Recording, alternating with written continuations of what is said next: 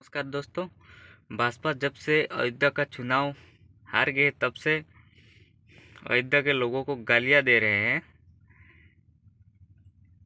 पहले से ही मालूम था कि मंदिर के नाम पर वोट नहीं मिलेंगे।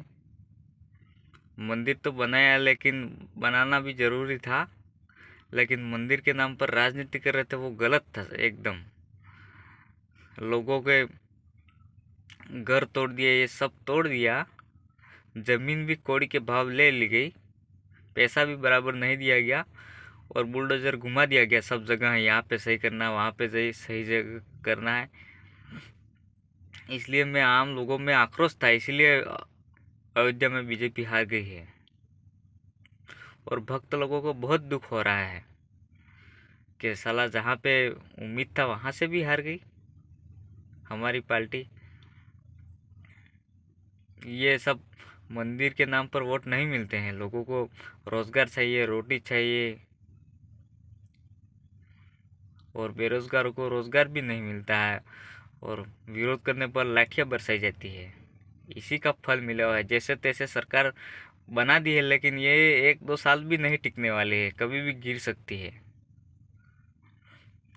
तभी ने लोग गुस्से में इसीलिए बनारस में सब जगह चप्पल चप्पल फेंक रहे हैं ऊपर। वहां से भी जैसे तैसे जीते हैं। इस सच बोले थे, अपनी औकात पर चुनाव लड़ते तो 100 सीटें भी पार नहीं करते, लेकिन सबको जेल में डाल डाल के उन्होंने इतना कवर किया है जैसे तैसे। और अयोध्या का चुनाव हार गए हैं तो भक्त लोगों को बहुत दुख हो रहा है। वहां पे जाएंगे तो कुछ भी नहीं लेंगे, पानी भी नहीं पियेंगे, रोटी भी नहीं खाएंगे। लेकिन अयोध्या अयोध्या वालों लोगों का कितना नुकसान हुआ है वो उनको मालूम नहीं है। बुलडोजर तो एकदम चलता है, लेकिन बुलडोजर के नाम पर वोट नहीं मिलते हैं। सब गरीब लोगों को ही टारगेट करते हैं। नेता लोगों के पास कितनी सरकारी अवैध जमीन कब्जा किया उसका कोई नहीं है, और जहाँ पे सरकारी जमीन है, गरीब के घर है, वहाँ पे बुलडोजर चला रहे हैं। उनको शर्म नहीं आती है। फिर वोट मांगने किस बात पर जाते हैं ये लोग? इसीलिए वोट नहीं देते हैं लोग गुस्से में, इसीलिए लोगों को गालियाँ देते हैं कि ये राम भक्त नहीं है, देशद्रोही है। भाजपा का जो भी विरोध करता है उसका देशद्रोही को नाम दिया जाता है। ये भक्तों को मालूम नहीं पड़ता है। भाजपा विरोधी नहीं बोलते हैं, देशद्रोही का नाम दिया जाता है। उनके पास कौन सी सर्टिफिकेट है जो देश प्रेम का दिखाते हैं? गाय के नाम पर राजनीति करते हैं और गाय काटने वाली कंपनियों से चंदा लेते हैं लोग। उनकी दोहरी रणनीति है, लोगों को उलझा के रखते हैं।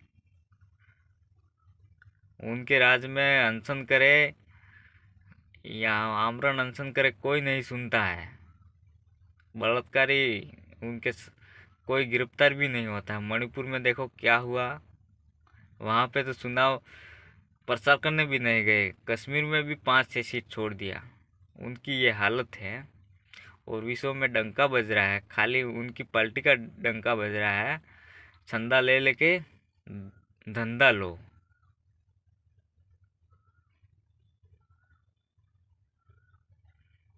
अयोध्या से हार रह गए।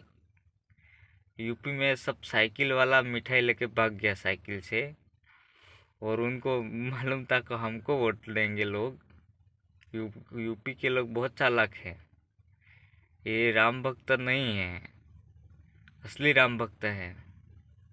ये मोदी सब लोगों को गुमराह करता है। लोगों को मंगलसूत्र, मटन, मुगल, ये सब कहाँ गया? अब मालूम पड़ा होगा। ये सब नहीं चलता है। असली असली मुद्दे पर बात करनी चाहिए देश के लोगों के साथ। साला नीतीश वह कब पलट जाए, उनका कब कुर्सी खाली हो जाए, कोई मालूम नहीं है।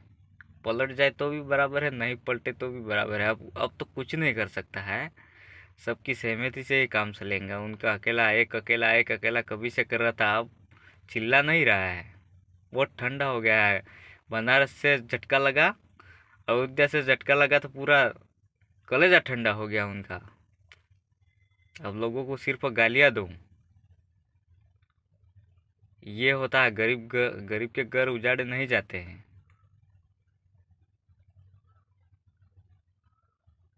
जबरदस्ती लोगों को हटाया गया है। इसीलिए तो लोग वोट नहीं देते उनको। ये सब गरीब गरीब मेरे परिवार है, सब कोई परिवार नहीं है, सब चोर है। उनकी जेब भर देते हैं, बाकी सब भाड़ में जाओ। और भक्त लोग भी कुछ भी करने के लिए तैयार होते हैं। व्हाट्सअप यूनिवर्सिटी खोल दिया है, सब मैसेज पढ़ते हैं, जैसे मैसेज आता है वैसे सब पढ़ते हैं भक्त लोग, इसी वही बात करते हैं, कुछ नहीं करते हैं। और भी